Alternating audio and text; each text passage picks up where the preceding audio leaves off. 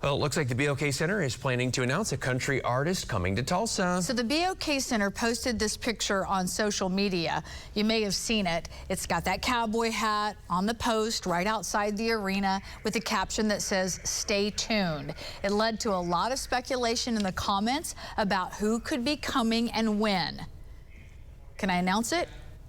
And in the past few minutes, the BOK Center announced Tim McGraw going to play Saturday, April 13th next year. Tickets will go on sale a week from today, August 4th. It's kind of nerve-wracking. It's like, I think we can say, go. Because people thought George Strait. I was seeing some comments. I saw Garth Brooks. You know. That's the one that I kept, hoping for. But man alive, wouldn't that be something? Maybe Mrs. McGraw will come too, Alan. Oh, that would be Faith Hill. Right, yeah. And they've got some talented kiddos there as well. Yeah. If I remember correctly, which that's a question. Didn't Tim McGraw throw out the very first pitch ever at One Oak Field? Somebody researched that. Okay. Oh, when they first opened stat. One Oak Field, I think Tim McGraw was in town at that point. And if he didn't throw out the very first pitch, it was one of the first ones. Right. So there's the BOK Center all cranked up there. It is pretty toasty this morning. It's gusty south wind here, 15, 25 miles per hour. Clouds through northern Oklahoma. The cloud deck is pretty high. So early this morning we were, getting a sprinkle or two. And we've got, still the opportunity for a little sprinkle or two in the next hour, but that's just about gone. Winds out of the south now, 15 to 20 miles per hour. 15, 25 mile per hour winds today. Yesterday we had a 30 mile per hour gust. A high today, 100. So the forecast of 100. A lot of folks have been talking about, oh, it's really hot in northern Oklahoma. We're not even close to record daily highs. The daily record high today, 107. That was from 2011, if you remember that. It was really cold that year at the very beginning, and then it got really hot in the afternoon, in the summer. In the afternoon, too, right? Yeah. We've had 65 100-degree days for our all-time hottest summer. That was 1936. So, yeah, we still have a lot of summer to go here. If you're headed out to One Oak Field tonight, this is the rebranding that they do at pretty much every year now. It's called the Noodlers. And so instead of the Drillers, it'll be the Noodlers. Now, I'm sure you've heard about it. But anyway, 7:05 first pitch, 98. By the end of the game would be at 91 in a south breeze at 10 miles per hour. This is the culprit right here. So this is the mid-levels of the atmosphere, not the surface, but the mid-levels of the atmosphere. Ridge of high pressure, that's sinking, compressing air. It's been parked out west for many weeks. That's why you're hearing about all of the hot weather in the desert southwest. It's moving closer into Oklahoma, which is very common for late July and early August. A lot of times this thing will park right over the state, and that's when we get the really, really hot weather. Back in 2011, that thing was parked over Oklahoma day after day after day. So at least it's been mostly out west for the last several days, but it's getting closer to us. And what does that mean? That's when the peak of the heat will start to occur. Once that ridge is right on top of us, that's when it really starts to crank up. And now, obviously, it's going to be pretty hot and toasty today with triple digits. But we get into Monday, Tuesday, Wednesday, and Thursday. That will be the peak of our heat wave. So this is the actual trace of the temperature line, 100 today, 102 Saturday, 102 on Sunday. But then Monday, Tuesday, and Wednesday, at least 103, at least 104. Green country is very green right now because of all the rain we've had recently this summer, right? That has a role of putting moisture in the lower part of the atmosphere. If we didn't have that, those numbers would be much higher under that pattern. Regardless, it's going to be hot, and we're going to have a heat index that's pretty high, including today. So by 2 o'clock, the heat index at 106. By 4 o'clock, we're at 107 to 108. Stay hydrated. Is there any hope on the horizon of maybe something changing here? We'll go over that and a little bit more coming up at 9:30. Alan, you were spot on. April of 2010, first ceremonial pitch when the new Drillers Stadium One Oak Field opened. It was Tim McGraw. Maybe he'll do it again next year when he comes. That'd be great.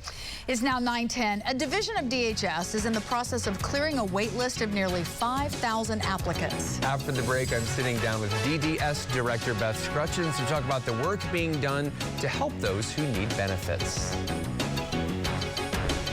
New life in North Tulsa. There hadn't been a new business here in 30 years, and we've brought 7. Brand new homes and businesses springing up left and right. We are building out a community grocery store. Little Gurus STEAM Academy. See how neighbors are taking the lead on transforming their community. This neighborhood has value. Bring it back to life. This is very exciting for me. And what their vision is for the future. I'm Craig Day. Join us for a special report. Wednesday night at 10 on Oklahoma's own News on 6. We love low prices at Sunshine Furniture. With 2 football fields of furniture to choose from, you'll find the best selection at low prices. Like queen mattresses for $2.99, sofas for $4.99, and sectionals for $9.99. Sunshine Furniture. How powerful is Cox Internet? So powerful that one day you'll be able to transform this pile of plastic pieces into a superbot, which could transform you from just Julian's dad into Julian's hero. Introducing multi-gig speeds powered by fiber from Cox. It's internet built for tomorrow, today. That's a pretty tight spot. Watch this. Your Buick parks itself. That's so you. Of course you know where we're going. That's so you. I got a 6th sense. And a head-up display. They're here. At the heart of every Buick SUV is you. Get 2.49% APR and no monthly payments for 90 days on 2023 Buick SUV models.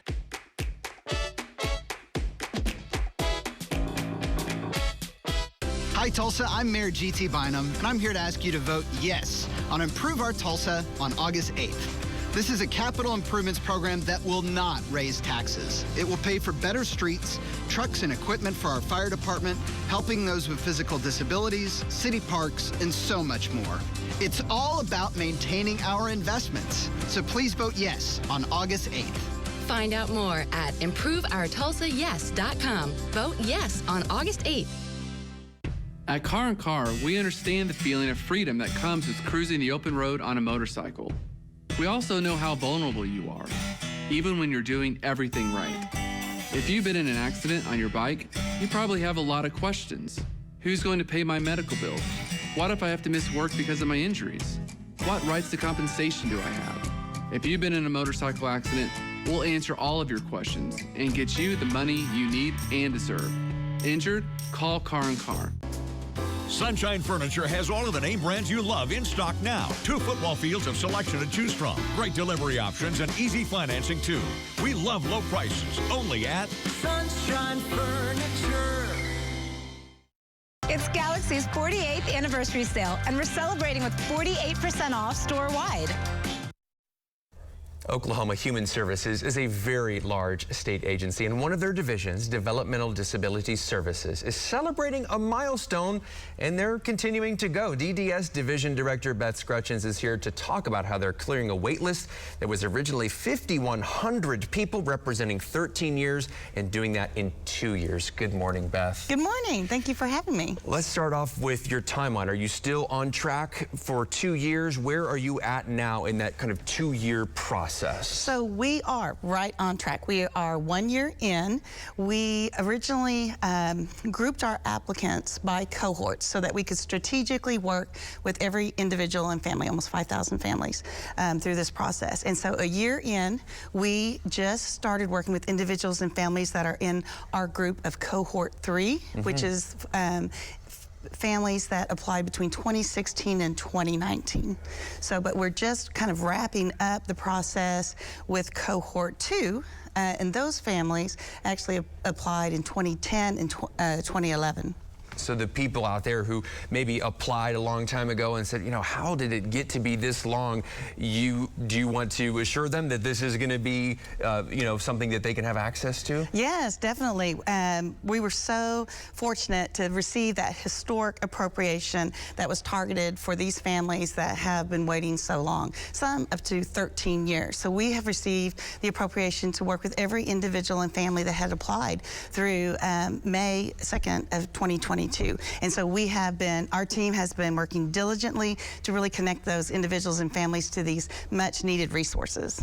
You've posted some of the progress on your website, and I wanted to show this graphic, and I have it in front of you here so we don't have to like squint at the monitor here. So this is cohort 2. You're on cohort 3. This is cohort 2. Tell us what we're looking at in the green. What does the green mean? That's 44%. So that 44% are folks that have actually been approved for services and are getting connected to services right now. And then right next to that, pending, is another 4%. So almost 50% of the folks are looking at moving into the service system. And then the pending is orange. Now, I wanted to do the dark blue, the 28%, because, you know, it's been many years for some of them. So the dark blue, some folks you just aren't able to connect with. Right, is that right? Right. And so we want to encourage people, anybody that has applied for services or thinks they have applied for services, to go to our website. There's just a little tab on there where you can update your information. We know a lot of life happens in 13 years, and we want to be able to connect with you. So people have moved, they may have changed phone numbers. If you will please go update your information, we want to connect with you. Updating the information is very important because they can't get in contact with you if they don't know your new number or your new address. I wanted to ask about folks applying for benefits. What kind of benefits are people missing out on if they don't apply and they qualify? So we offer a vast array of services that are uniquely tailored to each individual and family's needs. So it could be that you need a caregiver in your home to help you with bathing and dressing. It could be that you want a job in your community, and we can help you get connected, and we can help support you in that work. It may be that you actually need a very minimal amount of support. Maybe you just need someone to connect with. We can do that through remote supervision. So and supports.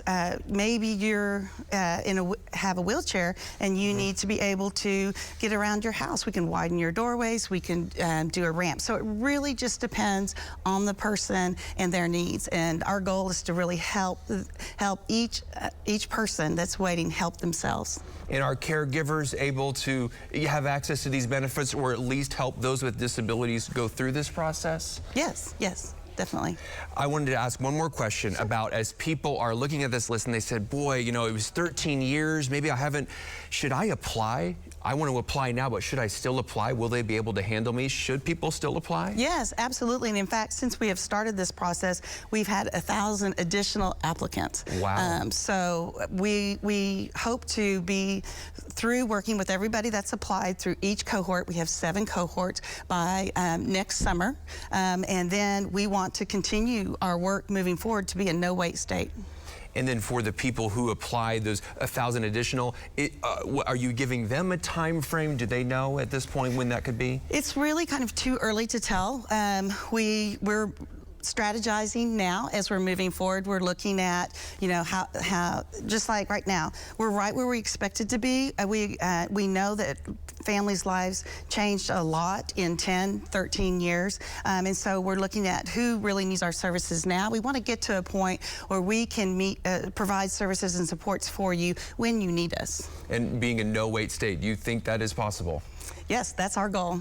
Beth Scrutchins with DDS, thank you so much for your time today. All right, thank you.